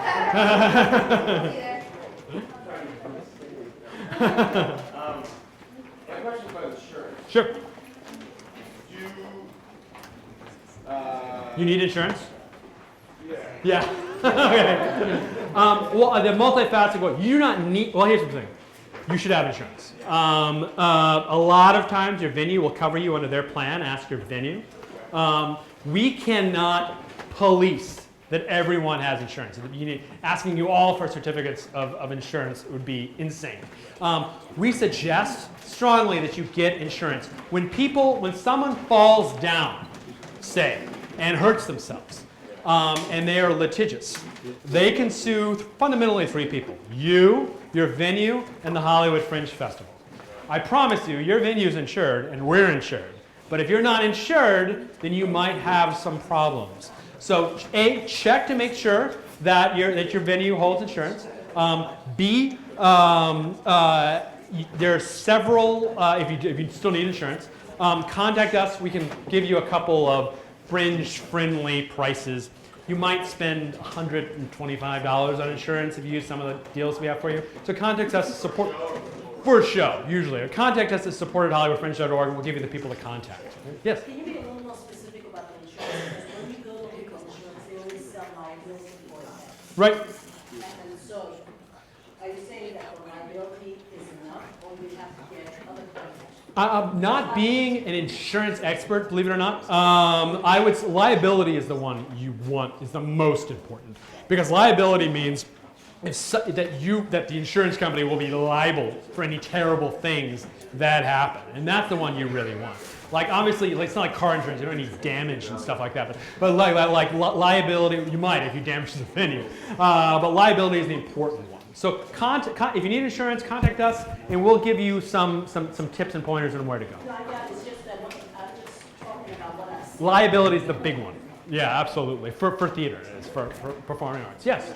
Hi, Tom Cavanaugh, the last remnants of Fox Robbers and Hollywood Cowboy, which is the true stories of LA people I've met, because I'm a 911 operator, pay the bills, and they like to tell me stories. Real quick, I'm confused. Flyers, postcards, same thing? Same thing. Okay, that's all we need. Yep. All right, guys. Since everyone hold your hand up if you still have a question. 1, 2, 3, 4. So that's 4. All right. 4 more questions. Yes. I was started doing a kids show at the shop called Feed the Science.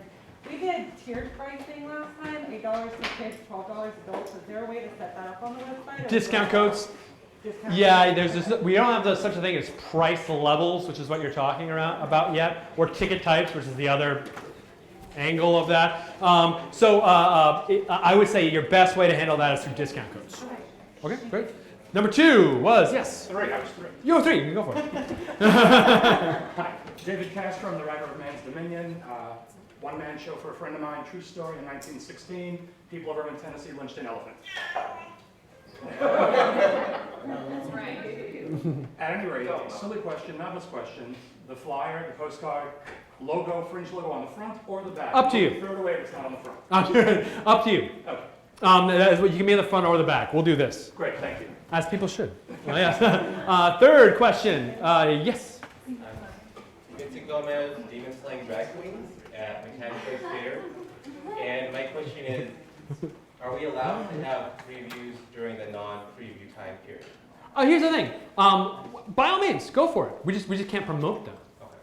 So do whatever you want. Have previews after the Fringe. A question we get. This is the thing. Our answer is almost always yes. We have a lot of people say, what if we've already produced our show? Sure, fine, you can produce it at the Fringe. What if it's a part of a run and the Fringe is right in the middle of a run? Can we still produce it? Yes. It's entirely up to you. We have no restrictions about content, originality of content, length of run, the whole thing. It's entirely up to you. Great. And the final question, right? Okay, yes. I'm with Curious Beast Theater Company as well, and this is maybe a question for everybody, but we're producing 2 shows back-to-back at the same theater, and wanted to know if there was any tips, or we're trying to figure out to market it together or separate flyers for the table, to do 2 different flyers, or do one on like a small, having both shows, and offering a discount if you come to both. One's an hour, one's an hour and a half. Yeah. Maybe slightly less, but. I mean, it's one of those questions like there are what do you save and what do you lose? Right. That's what I wanted to say. Like you obviously lose half of the space on your postcard, right? If you both do it together, but you save money. But I would say postcards are so cheap that there's no reason not to do one on each. Especially because assuming you register them separately, and that's your big expense already. You've registered them separately. So I would say by all means do tie-ins. We don't have the technical ability right now to check if you saw this show, then you get a discount on this show. So we'll need to have them like curtain speech, here's a discount code you can use, etc. The benefit being you can track that as well. So always just be in mind in your head, like what am I giving up and what am I gaining? Like what are the positives and the negatives? Like a lot of shows have tie-ins and alliances and stuff like that, which is very good. But at the same time, you don't want to save 2 cents and like lose patrons in advertising space, you know? So like make those individual budgetary decisions as best you can, and always keep in mind positive, negative, positive. The other thing you can do is on each web, on the individual show's web page, you can put that discount code. Yeah. If you see this show, you use this code. Yeah, for that. absolutely. You're assuming that the honesty of people, obviously. Yes. Everyone will be on an honor code in that way. So you can do that knowing that people could abuse it, or you can just do it at the curtain speech. Like, the whole kindness to strangers thing, I've never had much confidence in. All right. Thank you all for attending. Reminder, 3 clubs down there. There's a 2 for 1, 2 for 1, and then you're on your own. All right. Thanks for coming, guys.